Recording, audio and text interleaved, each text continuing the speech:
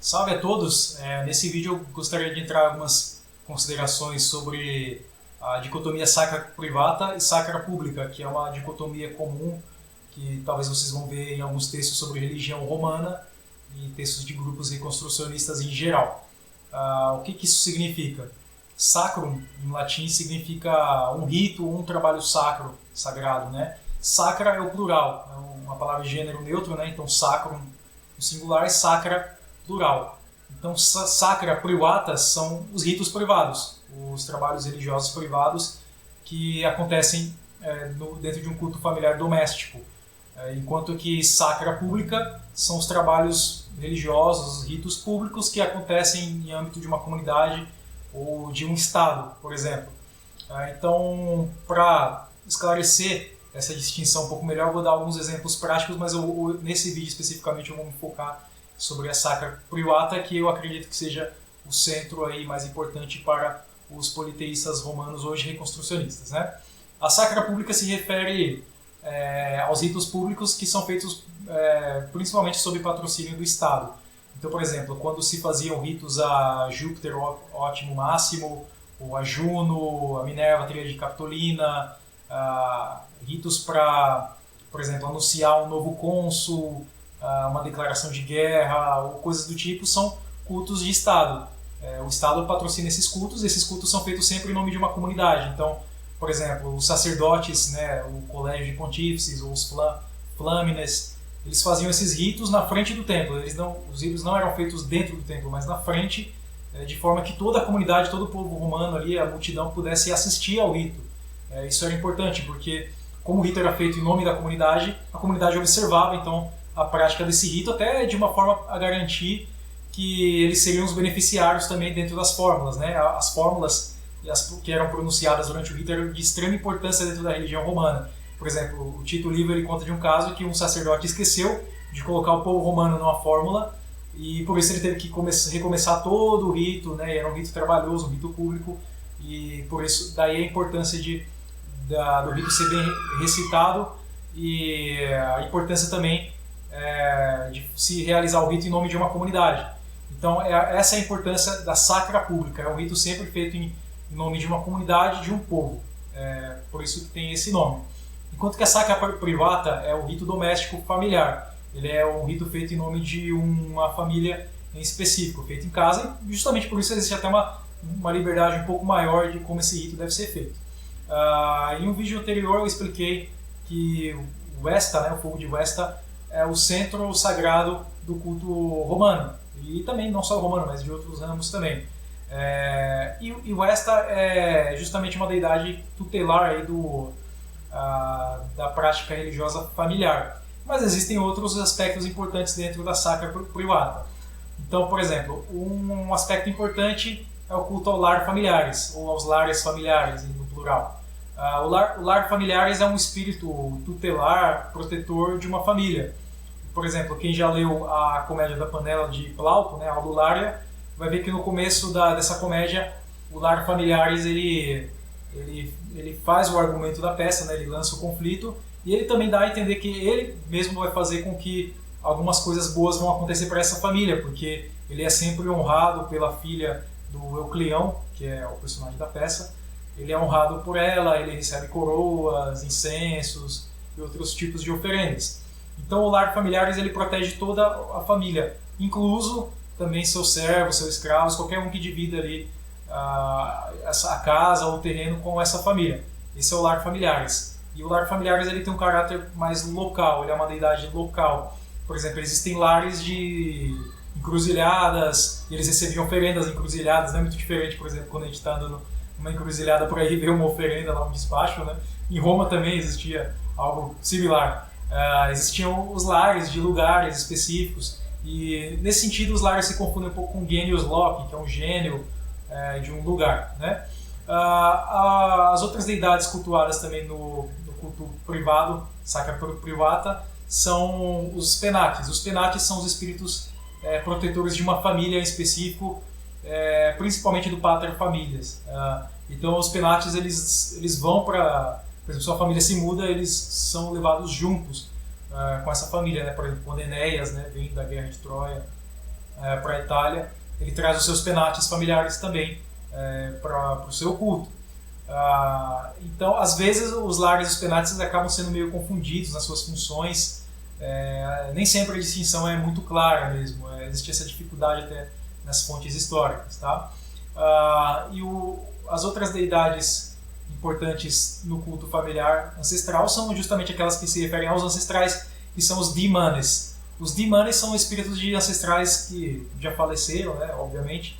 É um culto aos mortos. Então, por exemplo, da mesma forma que hoje em dia existe o dia de finados, que as pessoas vão lá prestar o culto aos seus ancestrais, aos seus falecidos, em Roma também existiam algumas datas no ano, datas específicas em que esses ancestrais deveriam ser cultuados. Por exemplo, a Parentalia, que acontecia em fevereiro, né? Parentalia vem de parentes, que em latim significa os seus ancestrais, e a Lemúria, que era um festival que era celebrado ali por volta de maio, que era até um tipo de ritual de banimento, né, para expulsar esses espíritos ancestrais do lar que poderiam estar causando alguns problemas, né, poder atormentar a família.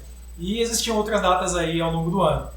Então os romanos eles iam até as tumbas dos seus ancestrais e depositavam lá flores, mel, libações de vinho, de água, grãos e todo esse incenso também, porque acreditava-se que se os espíritos ancestrais não fossem aplacados e não recebessem o seu culto devido, eles vagariam pela terra e trariam doenças e coisas ruins aconteceriam com os vivos. Né? Em um vídeo, por exemplo, quando ele fala da Parentalia, ele deixa isso aí, ele fala, embora o eu lírico dele duvide um pouco que os espíritos tenham saído às ruas, ele diz que houve uma vez que os espíritos saíram às ruas e trouxeram doenças, tormentos aos vivos, e desde então esse culto ancestral nunca mais foi negligenciado. Existe uma outra história também de que em um certo momento que a cidade de Roma foi sitiada por um povo inimigo, um romano extremamente pio, religioso, ele saiu das muralhas, foi até a tumba dos seus ancestrais para